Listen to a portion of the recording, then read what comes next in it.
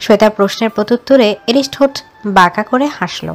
তারপর সেখান থেকে উঠে ড্রেসিং টেবিলের সামনে গিয়ে নিজের চুলগুলো আরেকটু পরিপাটি করে নিল। এরপর এক টানে নিজের স্যুট টাই খুলে ফেলে শার্টে লম্বা 2 হাতা ফোল্ড করে কোনোই অবধি গোটাতে লাগলো। তারপর আলমিরা থেকে একটা ডকুমেন্ট ফাইল বের করে শ্বেতার দিকে ঘুরে দাঁড়িয়ে সেটা তার সামনে ধরে নির্লিপ্ত আওয়াজে বলতে লাগলো, এটা কি জানেন মিস মাহিরা সেরি শেখ? এটা আপনার ডিএনএ টেস্টের রেজাল্ট, যেখানে স্পষ্ট আপনার ডিএনএর সাথে আমার স্ত্রী শ্বেতা মুবাশিরের ডিএনএ 99.99% ম্যাচ হয়ে গেছে। ব্যাপারটা ভীষণ কাকতালীয়, তাই না? এরিসের কথা শুনে সেটা প্রচন্ড বিস্ময়ে হতভম্ব হয়ে গেল। তার মাথায় যেন আকাশ ভেঙে পড়েছে এমন অনুভূত হতে লাগলো। সে কি বলবে না বলবে কিছুই বুঝতে পারছে না। এরিসের সামনে সম্পূর্ণ ধরা পড়ে গিয়েছে সে, অথচ সে ধরা দিতে চাই না, অন্তত নিজের প্রতিশোধ পূর্ণ হওয়ার আগ পর্যন্ত তো একদমই না। তাই সমস্ত প্রমাণ নিজের চোখের সামনে থাকা সত্ত্বেও সে তা বিরোধিতা করে দৃঢ় কণ্ঠে বলে উঠল, আপনি আমায় এতদিন যাবৎ স্টক করছিলেন, আর তারপরে সব ফালতু টেস্টের রেজাল্ট আমার সামনে এনেছেন। আপনি মিথ্যে বলছেন মিস্টার খান। এটা আমার ডিএনএ টেস্টের রেজাল্ট হতেই পারে না। হতে পারে আপনি নিজের কোনো উদ্দেশ্য হাসিলের জন্য আমার বিরুদ্ধে এসব মিথ্যা নাটক সাজাচ্ছেন। তবে শুনে রাখুন, আপনি যা বলছেন সেসব কিছুই সত্যি নয়। আমি আপনার স্ত্রী শ্বেতা মুবাশিরা নই, আমি মাহিরা সেহরি শেখ। শেষ কথাটা বেশ চিৎকার করে বলল শ্বেতা। শ্বেতার মুখে নিজের পরিচয় সম্পর্কে এমন মিথ্যা কথা শুনে মুহূর্তে এরিসের মাথায় রক্ত উঠে গেল। তার শান্ত নির্লিপ্ত চেহারা মুহূর্তের ব্যবধানে ভীষণ ক্রোধান্বিত হয়ে উঠল। তার অ্যাডিকশন তাকে অস্বীকার করছে, নিজের পরিচয় অস্বীকার করছে, এসব ভাবতে হিতাহিত জ্ঞান শূন্য হয়ে পড়ল সে। মূলত শ্বেতাকে অজ্ঞান অবস্থায় এরিস তার নিজের কাছে নিয়ে আসার পর তার ব্লাড স্যাম্পল, চুল এবং শরীরের আরও কিছু উপাদান নিয়ে ডিএনএ টেস্ট করায়। প্রেগনেন্ট অবস্থায় কোনো একটা কারণে সে শ্বেতার ডিএনএ টেস্ট করিয়েছিল। সেটার সাথে বর্তমান মাহিরা সেহরি শেখের ডিএনএ পুরোপুরিভাবে ম্যাচ হয়ে গিয়েছে। অবশ্য এরিস শতভাগ নিশ্চিত ছিল যে এটাই তার অ্যাডিকশন, তবু শ্বেতার সামনে প্রমাণ দেখানোর জন্য সে মূলত ডিএনএ টেস্ট করিয়েছিল। এজন্য গোটা একটা দিন শ্বেতাকে অজ্ঞান অবস্থায় নিজের কাছে রেখে দিয়েছিল সে। শ্বেতার মিথ্যা আরোপ শুনে অত্যন্ত দ্রুত কদমে তার দিকে এগিয়ে গিয়ে শ্বেতার গলার শক্ত হাতে চেপে ধরল এরিস। মুহূর্তে শ্বেতা যন্ত্রণায় কেঁকে উঠল। সেই সাথে এরিসের ভয়ানক রক্তবর্ণ চোখ দুটো দেখে নিজের চোখ জোড়া খিঁচে বন্ধ করে নিল সে। নিজেকে ছাড়ানোর আপ্রাণ চেষ্টা করলেও হাত পায়ে শক্ত বাঁধানো এরিসের সাথে এভাবে চেপে ধরে সে কিছুই করতে পারল না। এরিস শ্বেতার গলা সেভাবে চেপে ধরে দাঁতে দাঁত চেপে অত্যন্ত রূঢ় স্বরে বলতে লাগলো, আমি অস্বীকার করার সাহস তুমি পেলে কি করে এডিকশন? কি করে অস্বীকার করতে পেরেছ তোমার পরিচয়? আর সবচেয়ে বড় কথা, তুমি আমার থেকে দূরে সরে যেতে চেয়েছ। জানো না এর শাস্তি কতটা ভয়ানক হতে পারে? শ্বেতা শ্বাস প্রশ্বাস নিতে না পারায় ঘন ঘন কাশতে লাগলো। এরিসের হঠাৎ করে হুঁশ ফিরে এলো যে সে এতক্ষণ যাবৎ কি করছে। মুহূর্তে হতবিহবল হয়ে গিয়ে শ্বেতার গলা ছেড়ে দিল সে। শ্বেতা ছাড়া পেয়েও তখনও সেভাবেই কেসে যাচ্ছে। এরিস বেডসাইড টেবিল থেকে পানির গ্লাস এনে শ্বেতার মুখের সামনে ধরে তাকে পানি পান করিয়ে দিল। শ্বেতা ঢকঢক করে পানি পান করে কিছুক্ষণ যাবৎ হাঁপাতে লাগলো। এরিস ব্যাকুল চিত্তে তার দিকে তাকিয়ে রইল। তারপর তার চোখে মুখে অজস্র চুম্বন এঁকে দিয়ে উম্মাদের ন্যায় বলতে লাগলো, কেন সবকিছু অস্বীকার করছো এডিকশন? কেন আমার থেকে দূরে সরে যেতে চাইছ? তুমি জানো না সবকিছু মেনে নিতে পারলেও তোমার দূরে চলে যাও আমি কিছুতে মেনে নিতে পারি না। তারপর একটু থেমে এরিস শ্বেতার পেটের দিকে তাকিয়ে তাতে আলতো হাত বুলে বেশ উত্তেজিত কণ্ঠে জিজ্ঞেস করলো, তুমি কিভাবে হারিয়ে গেছিলে এডিকশন? আর আমাদের সন্তানই বা কোথায়? শ্বেতা শান্ত দৃষ্টিতে এরিসকে পর্যবেক্ষণ করতে লাগলো। তার চেহারার অস্থির উত্তেজনা উন্মাদনা তাকে ভেতর ভেতর ক্রমশ নরম করে তুলতে লাগলো। কিন্তু এই মুহূর্তে নিজের পরিচয় দেয়া তো তার পক্ষে সম্ভব নয়। তার ধারণার সবটা জানতে পারলে এরিস শ্বেতাকে নীলিমার প্রতি প্রতিশোধ নিতে দেবে না। নীলিমার ওপর এরিস স্বয়ং প্রতিশোধ নেবে, কিন্তু শ্বেতা সেটা চায় না। যেভাবে সেই রাতে একাকীভাবে সে সবটা হারিয়েছে, সেভাবে সে নিজের সন্তান হত্যার সম্পূর্ণ প্রতিশোধ একা হাতে নিতে চায়। শ্বেতা একটা দীর্ঘশ্বাস ফেলে খানিকটা ক্লান্ত স্বরে বলল, আপনি কি বলছেন? আমি সত্যি কিছু বুঝতে পারছি না। আপনার ওয়াইফের সাথে আপনি হয়তো গুলিয়ে ফেলছেন আমায়। আপনি যাকে খুঁজছেন আমি সে নই। প্লিজ তাকে খুঁজে বের করুন আর আমায় এখান থেকে মুক্তি দিন। শ্বেতার কথা শুনে এরিসের রাগ আবার সপ্তমে উঠে যায়। সে শ্বেতার চুলের মুঠি শক্ত করে চেপে ধরে তার ঠোঁট জোড়ায় নিজের ঠোঁট জোড়া ডুবিয়ে দেয়। শ্বেতা অস্ফুট আওয়াজ করতে থাকলেও এরিস তাতে কোনো পরোয়া করল না। শ্বেতা যত ছটফট করতে থাকে এরিসের ঠোঁটের ছোঁয়া ততটাই গভীর হতে থাকে। খুবই প্যাশনেটলি শ্বেতার অধর দুটিকে গভীর চুম্বনে সিক্ত করে দেয় সে। এরিসের তীব্র আক্রোশে সেই চুম্বন একসময় এতটাই গভীরে পৌঁছে যায় যে শ্বেতার কোমল ঠোঁটজোড়া ক্ষত বিক্ষত হয়ে রক্তাক্ত হয়ে যায়। এরিস শ্বেতার রক্তের স্বাদ আস্বাদন করে একসময় থেমে যায়। শ্বেতার দু চোখ বেয়ে কয়েক ফোঁটা নোনা জল গড়িয়ে পড়ে। এরিস তবুও সেদিকে পরোয়া করে না। শ্বেতার চুলের মুঠি শক্ত করে চেপে ধরে সে চোয়াল শক্ত করে দাঁতে দাঁত পিষে বলতে থাকে, যতদিন না পর্যন্ত স্বীকার করছো তুমি আমার অ্যাডিকশন, ততদিন পর্যন্ত ঠিক এভাবেই আমার কাছে বন্দী থাকবে তুমি। তোমায় চাইলেও আমার কাছে থাকতে হবে, না চাইলেও থাকতে হবে। তুমি আমার ছেলে, আমার আছো, আর অনন্তকাল আমারই থাকবে। এই নিয়মের ব্যতিক্রম ঘটাতে গেলে আমি তোমাকে ছাড়বো না। মাই ফাকিং অ্যাডিকশন। কথাগুলো বলে শ্বেতাকে বিছানায় ছুঁড়ে ফেলে দিয়ে গটগট করে ব্যালকনিতে চলে যায় এরিস। শ্বেতা অশ্রুসিক্ত নয়নে সেদিকে তাকিয়ে থাকে, তারপর মনে মনে বলতে থাকে, আমায় ক্ষমা করে এরিস, তোমার সত্যিটা এই মুহূর্তে বলতে পারবো না আমি। তোমাকে বলার উপযুক্ত সময় এখনো আসেনি। যতক্ষণ না পর্যন্ত আমি নিশ্চিত হতে পারবো তোমার আর আমার ভবিষ্যতের জীবন মসৃণ এবং কণ্টকবিহীন হবে, কেউ আমাদের সুখের পথে আর বাধা হয়ে দাঁড়াবে না, আমরা আর কখনো আলাদা হব না, ততক্ষণ পর্যন্ত আমি নিজেকে তোমার কাছে সমর্পণ করতে পারবো না। তবে এইটুকু জেনে রাখো, এই শ্বেতা আজীবন তোমাকেই ভালোবেসে এসেছে, এখনো বাসে আর ভবিষ্যতেও ভালোবেসে যাবে। এটা তোমাকে পেলেও অথবা কখনো না পেলেও।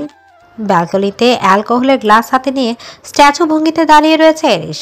তার মনটা এই মুহূর্তে ভীষণ উদাস হয়ে রয়েছে। সেই সাথে একটা ফাঁকা ফাঁকা ভাব বিরাজ করছে হৃদয় জুড়ে। হাজারো প্রশ্ন উত্তর জানার জন্য তার মস্তিষ্কের মধ্যে আকুলি বিকুলি করছে, অথচ যে এসব প্রশ্নের উত্তর দিতে পারবে সেই সব কিছু বলতে নারাজ। সব কিছু রীতিমতো অস্বীকার করছে সে। প্রিয়তমাকে নিজের এতটা কাছে পেয়েও তার এরকম দূরত্ব বাড়িয়ে দেয়া এবং সবকিছু অস্বীকার করা এরিসের ক্রোধকে আরও কয়েকশো গুণ বাড়িয়ে তুলছে। রাত তখন প্রায় 1:30 বাজে। কয়েকটা অ্যালকোহলের বোতল খালি করে এরিস ব্যালকনি থেকে রুমে প্রবেশ করলো। চেঞ্জিং রুমে ড্রেস চেঞ্জ করতে যাওয়ার পথে প্রথমেই তার দৃষ্টি গেল বেডে অবস্থান করা শ্বেতার পানে। এখনও হাত পা বাঁধা অবস্থায় বিছানায় হেলে পড়ে রয়েছে শ্বেতা। ঘুমন্ত অবস্থায় তার মাথাটা একদিকে কাত হয়ে রয়েছে, কিছু চুল মুখে এসে আছড়ে পড়েছে। এই মুহূর্তে খুবই নিষ্পাপ আর মায়াবী লাগছে শ্বেতার সুন্দর মুখশ্রী। এরিস সম্মিলিত দৃষ্টিতে ধীর পায়ে এগিয়ে গেল শ্বেতার পানে। তারপর বিছানার কাছে গিয়ে হাঁটু ভেঙে বসে পড়ে তাকে গভীর ও নেশালো দৃষ্টিতে পর্যবেক্ষণ করতে লাগলো সে। তার মুখে পড়ে থাকা চুলগুলো কানের দুই পাশে আলতো করে গুজে দিল। তারপর তার সম্পূর্ণ চেহারা পর্যবেক্ষণ করতে করতে তার দৃষ্টি গিয়ে ঠেকলো শ্বেতার ঠোঁটের নিকট। ঠোঁটের অনেকটা অংশ কেটে গিয়ে সেখানে রক্ত জমাট বেঁধে রয়েছে। এরিসের মুখে হঠাৎ কেমন যেন একটা চিনচিনে ব্যথা অনুভূত হলো। দ্রুত স্টাডি টেবিলের কাছে গিয়ে সেটা ড্রয়ার থেকে একটি মলম বের করে নিয়ে এসে পুনরায় সেই জায়গায় হাঁটু ভেঙে বসলো এরিস। তারপর মলমের কিছু অংশ হাতে নিয়ে আলতো করে সে তার ঠোঁটের কোণে অংশে লাগিয়ে দিতে লাগলো সে। ঘুমের মাঝে কিছুটা যন্ত্রণায় শ্বেতা মুখটা হালকা কুঁচকে নিল। এরিস সচেতন হয়ে গিয়ে দ্রুত মলম দেওয়া সম্পন্ন করে হাত ছড়িয়ে নিল। তারপর সে তার গলার দিকে চোখ যেতে সে দেখলো সেখানকার তার হাত আর আঙুলগুলো স্পর্শে লালচে বর্ণের হয়ে গেছে। আবারও এরিসের বুকটা কেমন ধক করে উঠল। আলতো গভীর ছোঁয়ায় গলার অংশটায় অনেকক্ষণ যাবৎ হাত বুলিয়ে দিল এরিস। এরপর অতি সন্তর্পণে শ্বেতার হাত পায়ের বাঁধন খুলে দিয়ে তাকে বেডের এক পাশে সুন্দর করে শুয়ে দিল এরিস। তারপর তার কি হলো কে জানে, সেটাকে গভীরভাবে পেতে ইচ্ছে হলো তার। তবে পরক্ষণে কিছুক্ষণ আগের ঘটনা মনে পড়াতে নিজেকে সামলে নিল সে। মুহূর্তে মনে একটা জেদ চেপে বসলো তার। সে তার মুখ থেকে সম্পূর্ণ সত্যি কথা বের করাতে তাকে যা যা করার প্রয়োজন হবে সে তাই করবে, আর শ্বেতাকে কখনো ছাড়ার তো কোনো প্রশ্নই ওঠে না। তারপর হঠাৎ হন্তদন্ত হয়ে উঠে দাঁড়িয়ে ড্রেসিং রুমে গিয়ে ড্রেস চেঞ্জ করে আসলো এরিস। এই মুহূর্তে তার পরনে একটা white colour over size T shirt এবং একটি 3/4 জিন্স প্যান্ট। দূর থেকে সে তার পানে কতক্ষণ অপলক তাকিয়ে রইল সে। তারপর দ্রুত বিছানায় উঠে গিয়ে তাকে আষ্টে পৃষ্ঠে নিজের সাথে জড়িয়ে নিল সে। গভীর ঘুম থেকেও সে তা এরিসের দিকে দূরে যেতে চাইলে সে আরও শক্ত করে জাপটে ধরল তাকে। সে তাকে সম্পূর্ণ নিজের সাথে মিশিয়ে নিয়ে এরিস তার গায়ের ঘ্রাণ আর স্পর্শ তীব্রভাবে অনুভব করতে থাকে। এরপর সে বিড়বিড় করে বলতে থাকে, তুমি কি ভেবেছ তুমি নিজ মুখে সবটা স্বীকার না করলে আমি দূরত্ব বাড়িয়ে দেব? তোমাকে ছুঁতে আসবো না? নিজের কাছে টেনে নেব না? 1000 বার নিব, লক্ষ বার নিব, কোটি বার নিব। তুমি যত দূরে যেতে চাইবে আমি ঠিক ততটাই তোমাকে আরো দ্বিগুণ ভাবে কাছে টেনে নেব। আমাকে যদি তুমি সৎ সাধু পুরুষ ভেবে থাকো তাহলে সেটা একদমই তোমার ভুল ধারণা হবে। আমি তোমার ডেঞ্জারাস ভিলেন লাভার, যেখানে পৃথিবীর সমস্ত কিছুর বিনিময়ে তোমাকে ছাড়তে রাজি নয়। Minded, you are only my addiction. এদিকে আইসিইউ কেবিনের বদ্ধ পরিবেশে দম আটকে আসছে নাদিয়া খানের। চারিদিকে নিস্তব্ধ নীরবতা। অসংখ্য মেডিকেল ইনস্ট্রুমেন্টের মধ্যে সাদা বেডে নিথর হয়ে শুয়ে রয়েছে তার একমাত্র আদরের মেয়ে নীলিমা। বর্তমানে তার সারা শরীর বিধ্বস্ত অবস্থায় রয়েছে। হাতে মুখে শরীরে অক্সিজেন মাস্ক, ক্যানুলা, ব্যান্ডেজ এবং মেডিকেল ইলেকট্রোড লাগানো।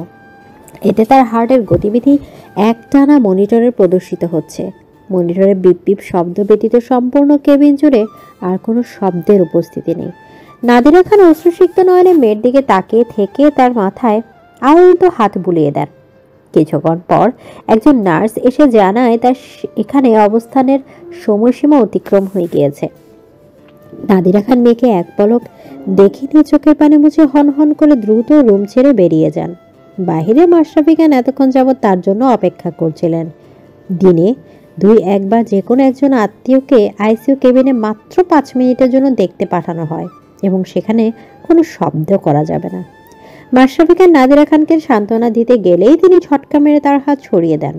স্বামীর দিকে অগ্নিদৃষ্টিতে তাকে রাগে কাঁপতে কাঁপতে তিনি শক্ত কণ্ঠে বলে ওঠেন, আমার মেয়ের এই অবস্থা আর আমরা এভাবে হাত পা গুটিয়ে বসে আছি? যে বা যারা আমার মেয়ের এই অবস্থার জন্য দায়ী, আমি তাদের কাউকেই ছাড়ব না। মাশরাফি খান শান্ত কণ্ঠে বলেন, এখন উত্তেজিত হওয়ার সময় নয় নাদিরা। এই মুহূর্তে আমরা একটা প্রতিকূল সময় পার করছি। আমাদের বিজনেস, প্রপার্টি সবকিছু হাতছাড়া হয়ে গেছে। আবার আমাদের মেয়েও এই করুণ অবস্থা। এই মুহূর্তে পিছনের পরিস্থিতি ঘাটতে গেলে হিতে বিপরীত হয়ে যেতে পারে। আমাদের জন্য আরো ভয়ঙ্কর কোনো বিপদের কারণ হয়ে উঠতে পারে। তাই বলে আমি আমার মেয়ের এমন অবস্থার জন্য যে দায়ী তাকে এত সহজে ছেড়ে দিব?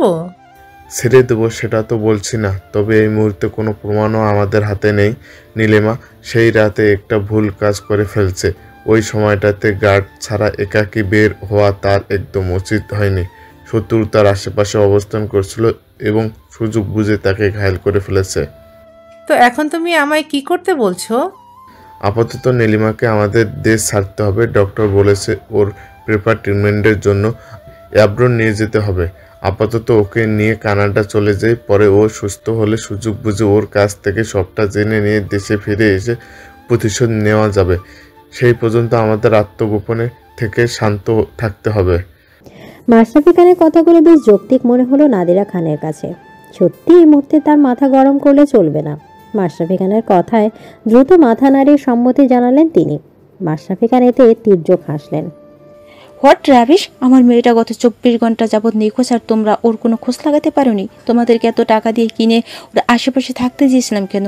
ওর অর্ডার মানার জন্য আর ওকে প্রোটেক্ট করার জন্য। অথচ তোমরা কি করলে? ওকে ছেড়ে চলে আসলে। আর এই মুহূর্তে কোথায় আছে, কি করছে কিছুই জানতে পারলে না। Blood idiot! এদিকে মিসেস সামিরা তীরের ন্যায় বলা একের পর এক রাগান্বিত কথাগুলো হজম করে নিল সামনে উপস্থিত গার্ডগুলো। 12 জনের কালো পোশাক ও অস্ত্রধারী গার্ডের তীব্র ভয়, অনুশোচনা ও লজ্জায় মাথা তুলে মিসেস সামিরার দিকে তাকাতে পারছে না। তার পাশে মিস্টার লতিফ পায়ের উপর পা দিলে গম্ভীর মুখভঙ্গি করে সোফায় বসে আছেন। তারও দৃষ্টি তীরের ন্যায় গার্ডদের দিকে নিপতিত। একজন গার্ড সাহস করে বলে উঠল, সরি ম্যাম, আসলে মাহিরা ম্যাম আমাদেরকে সেই রাতে চলে যেতে বলেছিলেন। তিনি বলেছিলেন আমরা যেন তার ত্রিসীমানার মধ্যেও না থাকি। তার আদেশ পালন করতেই আমরা। Just stop your mouth nonsense! Mrs সামিরার তীব্র রামধমকে কেঁপে উঠল উপস্থিত সকল গার্ড।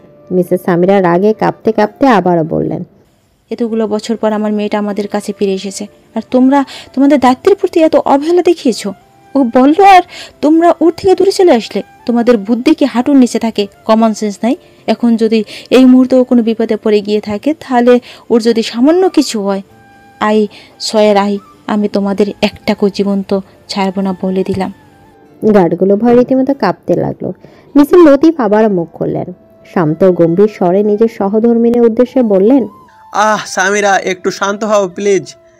এই মুহূর্তে এত হাইপার হলে চলবে না। যা হওয়ার তা তো হয়েই গিয়েছে। এবার মাহিরাকে কিভাবে খুঁজে বের করা যাবে সেই ব্যবস্থা করতে হবে। পুলিশ কমপ্লেন তো অলরেডি করেই ফেলেছি। পুলিশ তার কাজ করে যাচ্ছে, করুক। আমি আমার সমস্ত গার্ডদের সমস্ত ঢাকা এবং এর আশেপাশের এলাকায় ছড়িয়ে দিচ্ছি। খুব শীঘ্রই আমাদের মেয়ের আমাদের কাছে ফিরে আসবে। মিসেস আমিরের ক্রুদ্ধ চেহারা এবার অশ্রুসিক্ত হয়ে উঠল। মাহিরাকে হারানোর পর থেকে তিনি মনের দিক থেকে একদম ভেঙে পড়েছিলেন। শ্বেতাকে মাহিরা রূপে পাওয়ার পর তিনি যেন নতুন করে প্রাণ ফিরে পেয়েছেন। এই মেয়েকে হারলে তিনি কিছুতেই সুস্থভাবে বেঁচে থাকতে পারবেন না। তাই যে করে হোক শ্বেতাকে তার কাছে চাই। মিস্টার লতিফ এবার উঠে গিয়ে মিসেস সামিরাকে বুকে জড়িয়ে নিয়ে তার মাথায় হাত বুলিয়ে সান্ত্বনা দিতে লাগলেন। মিসেস সামিরা স্বামীর বুকে অবরত অশ্রুপাত করতে লাগলেন। মিস্টার লতিফ বিড়বিড় করে বলতে লাগলেন, কেঁদো না সামিরা, সব ঠিক হয়ে যাবে। মিসেস সামির অস্ফুট স্বরে বলল, ঘুম থেকে জেগে উঠতে নিজেকে শক্ত কোনো আবরণের মাঝে আষ্ট্রপৃষ্ঠে জড়িয়ে থাকতে অনুভব করলো শ্বেতা। তার মাথাটা কঠিন অথচ প্রশান্তিময় একটি বক্ষ বটেই ঠেকিয়ে গেছে, যেটা স্পষ্ট বুঝতে পারলো সে। তবে শ্বেতা এখনো পুরোপুরি চোখ খোলেনি। এই মুহূর্তে তার নাকে ভেসে আসছে অতি পরিচিত কারো গায়ের সুঘ্রাণ, যা তার নাসারন্ধ্র ভেদ করে একদম বুকের গভীর পর্যন্ত চলে গিয়েছে। মুহূর্তে চেহারা একদম শিথিল হয়ে গেল তার। বেশ কিছুক্ষণ পর গতকাল রাতে সম্পূর্ণ ঘটনা মনে পড়তেই চট করে চোখ তুলে তাকালো শ্বেতা। তাতে তার চোখের সামনে দৃশ্যমান হলো একটি শক্তপোক্ত চওড়া ফর্সা বুক, সুঠামো কঠিন বক্ষপাতটা ঢেউ খেলানো আকৃতিতে অসংখ্য ভাঁজে বিভক্ত হয়ে আছে। নিঃশ্বাসের তালে তালে ক্রমশ সেই বুক উঠানামা করছে। শ্বেতা ধীরে ধীরে উপরের দিকে চোখ তুলে দেখল। মুহূর্তেই চোখের সামনে ভেসে উঠল এরিসের ঘুমন্ত অথচ মায়াবী মুখখানি। ঘুমন্ত অবস্থায় তাকে ভীষণ নিষ্পাপ মনে হচ্ছে।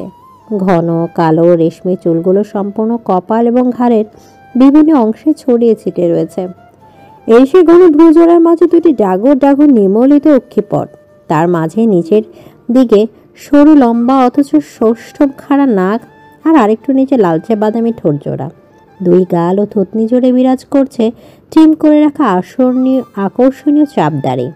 তার আরেকটু নিচে দৃশ্যমান হলো পুরুষালী অস্তিত্বের সুদৃঢ় কণ্ঠমণি। দুটি ফুলে ফেপে ওঠা পুরুষালী পেশে বহুল হাত শ্বেতাকে আষ্টে পৃষ্ঠে জড়িয়ে ধরে রেখেছে। শ্বেতা আজ বহুদিন পর এরিসকে খুঁটিয়ে খুঁটিয়ে অতি সূক্ষ্ম নজরে পর্যবেক্ষণ করল। তার প্রতিটি শারীরিক অঙ্গ তাকে প্রবলভাবে আকর্ষিত করছে। গলা শুকিয়ে আসছে তার, ক্রমশ কয়েকটা শুষ্ক ডোক কিনল সে।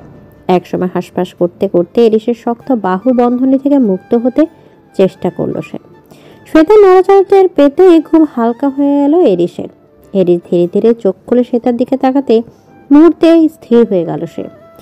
এরিসের শান্ত অথচ গভীর নির্লিপ্ত চাহনি তার দিকে স্থির হয়ে আছে। মুহূর্তে এরিসের ঠোঁটের কোণে ফুটে উঠল তার চিরচেনা সে বাঁকা হাসি।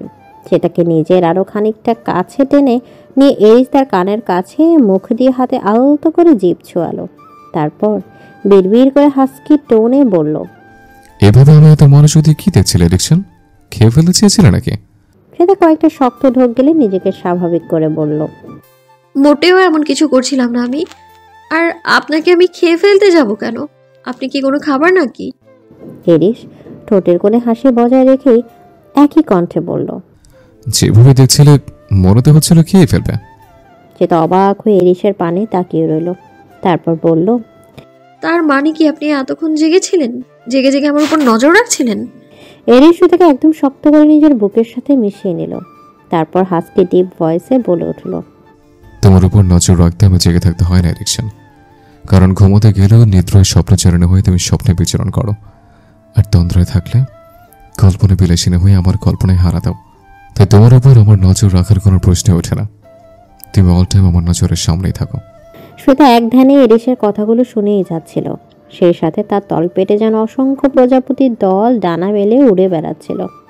অদ্ভুত ভালো লাগার হৃদয়টা ক্রমশ শীতল হয়ে যাচ্ছিল। তবে পরক্ষণ এরিসের কাছ থেকে নিজেকে ছাড়াতে চেষ্টা করে শ্বেতা বলল, আমি কিন্তু গতকাল রাতের কথা ভুলিনি কিছুই মিস্টার খান। আপনি আমায় এভাবে আটকে রেখে একদমই ঠিক করছেন না। এতক্ষণে নিশ্চয়ই আমার বাবা মা খোঁজ লাগিয়ে দিয়েছেন আমার। তাই বড় কোনো গন্ডগোল হওয়ার আগেই আমি আপনার কাছে মিনতি করছি, প্লিজ ছেড়ে দিন আপনি আমায়। মুহূর্তে এরিসের মুখভঙ্গি সম্পূর্ণ পাল্টে গেল। কোমল ও শান্ত চেহারা মুহূর্তে ধারণ করলো এক তীব্র, কঠিন ও শীতল রূপ। শ্বেতার দুই গাল শক্ত করে চেপে ধরে এরিস তেজস্বী কণ্ঠে বলতে লাগলো, সকাল সকাল ভালো মুডে থাকতে চাইছে, থাকতে দাও এরিকশন। আমি চাচ্ছি না এই মুহূর্তে আমার ভয়ঙ্কর রূপটা তোমার সামনে প্রদর্শিত করতে। আজকে তোমার প্রতি সফটলি বিহেভ করতে দাও প্লিজ। আর যদি না দাও তাহলে জোর করে স্বামীগত অধিকার ফলাতে আমি কিন্তু একটু সময় নেব না, বলে দিচ্ছে। তখন আমার কাছ থেকে মুক্তি পাওয়ার কথা বলা তো দূর, এক পাও এই বিছানা থেকে উঠিয়ে নড়তে পারবে না, বলে দিচ্ছে। এরিসের কথাগুলো শুনে সেটা ফ্যালফ্যাল করে তার দিকে তাকিয়ে রইল। সেই সাথে একটা তীব্র লজ্জার আভা তার সারা শরীর ময় ছড়িয়ে পড়ল। সে যতই নিজেকে শক্ত করতে পারুক না কেন, এই একটি মাত্র মানুষের সামনে সে কিছুতেই নিজেকে শক্ত রাখতে পারল না। এজন্য মনে মনে চিন্তিত হয়ে বেশ ঘাবড়ে গেল শ্বেতা। তবে বাহিরের আচরণে সেটা প্রকাশ করলো না। নিজেকে যথাসম্ভব স্বাভাবিক রাখার চেষ্টা করলো সে তাকে এভাবে শান্ত থাকতে দেখে কিছুক্ষণের মাঝে এরিসের মুখভঙ্গি আবারও পাল্টে গেল। মুহূর্তে তার চেহারায় ধরা দিল আগের সেই উজ্জ্বল্য ও কোমলতা। তারপর সে তার কপাল, দু চোখের পাতা, নাক, দুই গাল, ঠোঁট এবং সর্বশেষ তার গ্রীবায় কয়েকটা আলতো চুম্বন বসিয়ে দিল। তারপর সে তার কানের কাছে মুখ নিয়ে ফিসফিস করে বলল, it's called morning kiss sweeter. তোমার জামাইটা এত রোমান্টিক, অথচ নিজেকে দেখো দিনে দিনে কেমন আনরোমান্টিকের পর্বত হয়ে যাচ্ছ। বলে এরিস উঠে বসে একটানা শ্বেতাকে তাকে টেনে নিয়ে নিজের রুমে নিজের উরুর উপর বসালো। শ্বেতা হতবিহবল হয়ে তার দিকে ঘাড় ঘুরে তাকিয়ে রইল। তাকে কি কিছুক্ষণ আগে আনরোমান্টিকের পর্বত বলা হলো? আসলে কি সে তাই? মনে মনে যেন একটা ক্ষুব্ধতা কাজ করলো শ্বেতার মনে। সেও একদিন অতি রোমান্টিক হয়ে দেখিয়ে দেবে। এরিস শ্বেতাকে আরও কিছুক্ষণ এভাবে জড়িয়ে ধরে রেখে চোখ জোড়া বন্ধ করে রইল। তারপর একসময় ধীর পদক্ষেপে বেড থেকে উঠে পড়ল এরিস। তারপর সে তার দিকে একটা ফ্লাইং কিস ছুড়ে দিয়ে গলায় তোয়ালে জড়িয়ে নিয়ে সোজা ওয়াশরুম ঢুকে গেল। এরিস চলে যেতেই শ্বেতা বসে বসে তার কথা ভাবতে লাগলো। তারপর সম্পূর্ণ রুমটা পর্যবেক্ষণ করতে লাগলো। সম্পূর্ণ শুভ্র রঙে আচ্ছাদিত হয়ে রয়েছে রুমটা। চারদিকে শোভিত হয়ে আছে শৌখিন ও নান্দনিক আসবাবপত্র। রুমের বাম পাশে বড় একটা ব্যালকনি। এই রুমটা মোটেও এরিসের ইটালি প্যালেসের মতো ভয়ঙ্কর কিংবা গম্ভীর নয়। রুমের ভেতর এবং চারপাশটা দেখলে একটা প্রশান্তি বিরাজ করে মনে। সে তার বেড থেকে নেমে ধীর পায়ে এগিয়ে গেল ব্যালকনির নিকট। বেশ বড় পরিসরে একটা ব্যালকনি এটা। সেখানে প্রবেশ করতে সে দেখতে পেল অজস্র ফুল ফলের গাছ, বিশেষ করে অর্কিডের চারাগুলো বেশি। সে তা অবাক হয়ে সবগুলো গাছ দেখতে লাগলো। ইটালিতে থাকা অবস্থায় এরিসের প্যালেসে তাদের রুমের ব্যালকনিতে সে যে ফল ফুলের গাছগুলো লাগিয়েছিল, এখানেও ঠিক সেই গাছগুলোই বিদ্যমান। একই প্রজাতির গাছ, একই সেসবের সংখ্যা। এরিস তার শখের জিনিসটা সম্পর্কে এতটা সূক্ষ্মভাবে কিভাবে মনে রেখেছে, এটা ভাবতে সে তার শিহরিত হয়ে উঠল। তাছাড়া এরিস তো কখনো ফুল পছন্দ করতো না। তবে কি শ্বেতার পছন্দের জন্যই এমনটা করেছে সে? হয়তো। তারপর মুহূর্তে শ্বেতা বাহিরের পানে তাকিয়ে দেখতে পেল একটা বিশাল বড় সবুজ উদ্যান। উদ্যানের মাঝখানে একটা ফেরি স্ট্যাচুর অবস্থান। তার হাতে জাদুর ছড়ি থেকে ফাউন্টেনের মতো অনর্গল পানি বেরোচ্ছে। সেগুলো ছড়িয়ে পড়ছে চারপাশের বাউন্ডারি দেওয়ার নির্দিষ্ট সীমানার মধ্যে। এছাড়া বড় পরিসরে উদ্যানটায় রয়েছে মাঝারি সাইজের একটা সুইমিং পুল, তার পাশে একটা বড় টি টেবিল, তার আশেপাশে কিছু চেয়ার এবং অপর পাশে একটা বড় সড়ো ফুলের বাগান। সেটা বর্তমানে দোতলায় অবস্থান করছে। বোঝাই যাচ্ছে এটা একটা ডুপ্লেক্স সিস্টেমের বাংলো বাড়ি, যেটার প্রতিটা অংশ খুব সুন্দরভাবে সাজানো, গোছানো, মনোমুগ্ধকর। হঠাৎ করে পেছন থেকে শীতল দুটি হাত শ্বেতার কোমর শক্তভাবে পেঁচিয়ে ধরল। ধীরে ধীরে সেগুলো পোশাকের ভেতর ত্বক অবধি স্পর্শ করলো। শ্বেতা খানিকটা কেঁপে উঠল, তবে মানুষটির স্পর্শ চিনতে তার একটু বেগ পেতে হলো না। এরিস শ্বেতাকে সেভাবে ধরে রেখে চোখ জোড়া বন্ধ করে তার চুল ও ঘাড়ে নাক মুখ গুজে দিল। শ্বেতা আনমনে নিজের চোখ দুটিও বন্ধ করে নিল। কিছুক্ষণ পর এরিস নিজে থেকে মুখ উঠিয়ে নিয়ে শ্বেতার ঘাড়ে নিজের চিবুক ঠেকালো। এরপর বাহিরের দৃশ্য পর্যবেক্ষণ করতে করতে সে মোলায়েম স্বরে বলল, এই বাংলো বাড়িটা তোমার প্রেগনেন্সি নিউজ পাওয়ার পর থেকে আমি বানানো স্টার্ট করেছিলাম।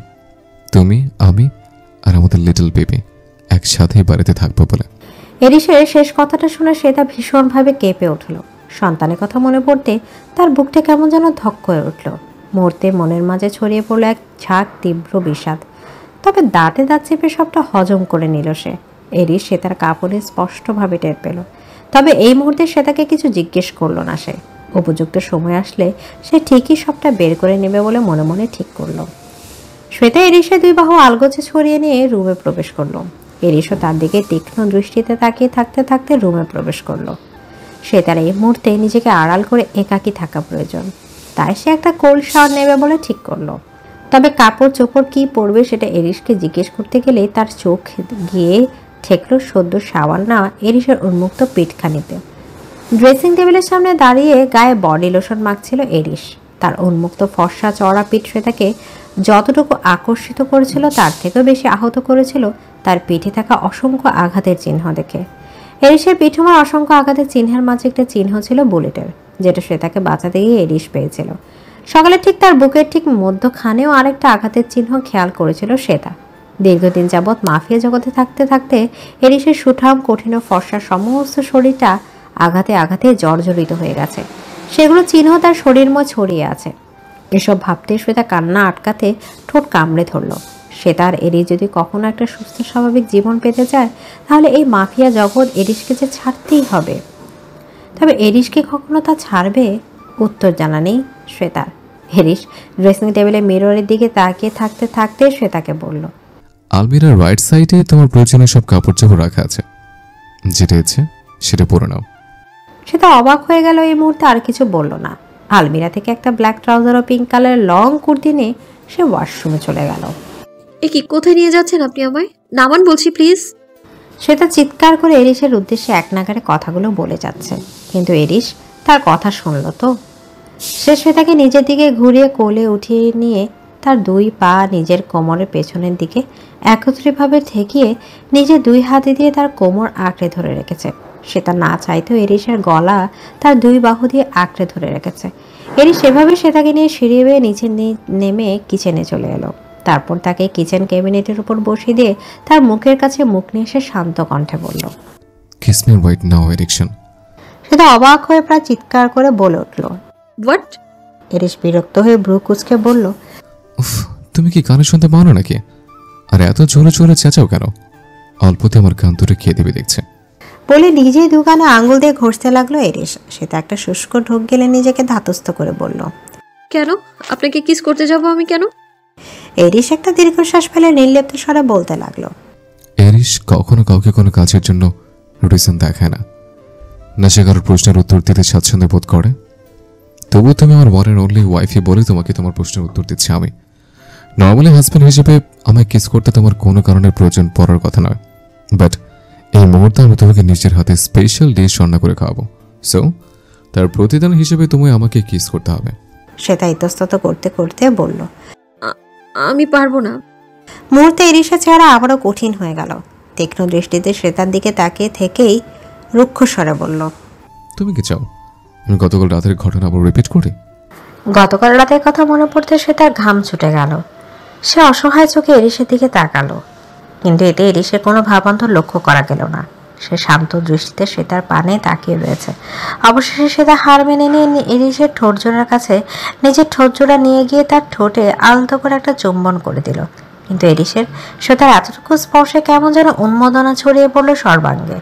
সে দ্রুত গতিতে শ্বেতার ভেজা চুলগুলো মুঠো করে ধরে সেখানটায় মুখ ডুবিয়ে দিল। সে তার নরম তুলতুলে ঘাড়ে একটা লাভ বাইটও বসিয়ে দিল। তারপর খুবই তীব্রভাবে তার ঠোঁট জোড়াতে চুম্বন করতে লাগলো সে। তার দুই হাত অবাধ্যভাবে চলতে লাগলো সে তার সর্বাঙ্গে। সমস্ত আবেগ জড়ো করে প্রেয়সীকে উষ্ণ আলিঙ্গন করতে লাগলো এরিস।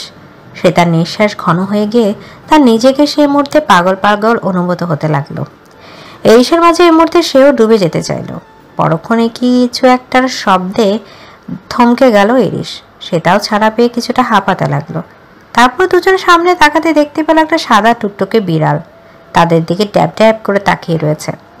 এরিস দাঁতে দাঁত পিষে বলল, এটা আবার কোথায় গেল? যেখান থেকে আসুক, শালা আসার আর সময় পেলি না, তিলে তো রোমান্সের 12টা বাজে।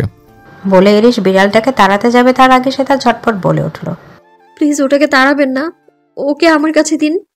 তারপর এরিসকে কোনো কিছু বলার সুযোগ না দিয়ে সে তার নিজে ক্যাবিনেট থেকে নেমে গিয়ে বিড়ালটাকে কোলে তুলে নিল। তারপর খুবই আন্তরিকভাবে তাকে আদর করতে লাগলো। বিড়াল তো সে তার উষ্ণ আলিঙ্গন পেয়ে তার বুকে মুখ ঘষতে লাগলো। এরিস এই দৃশ্যটা তির্যক দৃষ্টিতে পর্যবেক্ষণ করতে লাগলো। পাশে থাকা কিচেন নাইফটা হাতে নিয়ে সোফায় হাতল মুঠো করে শক্তভাবে চেপে ধরল সে। এই বিড়ালটাকে তার এই মুহূর্তে খুব হিংসে হচ্ছে। শ্বেতা তাকে এভাবে আগলে নেয় না, অথচ বিড়ালটাকে কি সুন্দর আগলে নিয়ে আদর করছে। শ্বেতা এরিসের এই অবস্থা দেখে মুখ টিপে কিছুক্ষণ হাসলো, তারপর হাসি চেপে রেখে গলা খাকারি দিয়ে বলল, এই যে মিস্টার শেফ, আমার আর আমার কিটি শোনার জন্য সুন্দর করে খাবার বানাবেন কেমন? এরিস এগিয়ে গিয়ে বিড়াল সহ শ্বেতাকে কোলে তুলে নিয়ে আবারও কিচেন ক্যাবিনেটে বসিয়ে দিল। তারপর কিচেন অ্যাপ্রন পরেই চপিং বোর্ডে নাইফ দিয়ে দক্ষ হাতে সবজি কাটতে কাটতে নির্লিপ্ত স্বরে বলল, আমি যাই করো না কেন, তুমি সবসময় আমার সামনে থাকবে। তুমি আমি এখন একটা সেকেন্ডের জন্য দৃষ্টির আড়াল হতে দিতে চাই না। এরিসের কথাগুলো সে তার মনে পুনরায় গাঢ় অনুভূতি জন্ম দিতে লাগলো। এক দৃষ্টিতে সে এরিসের প্রতিটা সূক্ষ্ম কর্মকাণ্ড পর্যবেক্ষণ করতে লাগলো। এরিসের মূর্তি ইতালির আলাবা ট্রাফেল খাবারটি তৈরি করছিল। এরিস যে এত সুন্দর রান্না করতে পারে সেটা সে তার ইতিপূর্বে ধারণাই ছিল না। রান্না করতে করতে বিন্দু বিন্দু ঘাম জন্মেছে এরিসের কপালে, মুখে, গলা, ঘাড়ের আশপাশ জুড়ে। কাজের ফাঁকে একটু পরপর সেগুলো আলগোছে মুছে যাচ্ছে সে। একসময় এরিসকে অবাক করে দেয় নিজের হাতে থাকা রুমালটা নিয়ে অতি যত্ন সহকারে তার গায়ের ঘাম মুছে দিতে লাগলো শ্বেতা। এরিসেতে প্রথমে অবাক হলে পরক্ষণে একটা সূক্ষ্ম মুচকি হাসি দিল। এই প্রথম এরিস এমন হাসি এত কাছ থেকে দেখলো শ্বেতা। মুহূর্তেই বুকের ভিতর কেমন একটা কম্পন অনুভূত করলো সে। সাথে সাথে মনে পড়ে গেল 6 বছর আগে দেখে এরিসের বাম গালে টোল পড়া সেই বিস্তৃত হাসি। বহু বছর সেই হাসি দেখে না, তবে এই মুহূর্তে আবারও সেটা দেখতে ভীষণ ইচ্ছা করছে তার। শ্বেতা এরিসের দিকে সম্মোহনী দৃষ্টিতে তাকিয়ে থাকতে থাকতে মনে মনে বলল, আপনি এক ভয়ানক জাদুকরী সত্তা এরিস, যার কাছ থেকে না দূরে চলে যাওয়া যায়, না তার ভালোবাসার অসহ্য দহন সহ্য করা যায়, আবার যার ভালোবাসা না পেলে হৃদয় হয়ে ওঠে অতৃপ্ত মরুভূমির থেকেও ভয়ঙ্করতম উষ্ণ।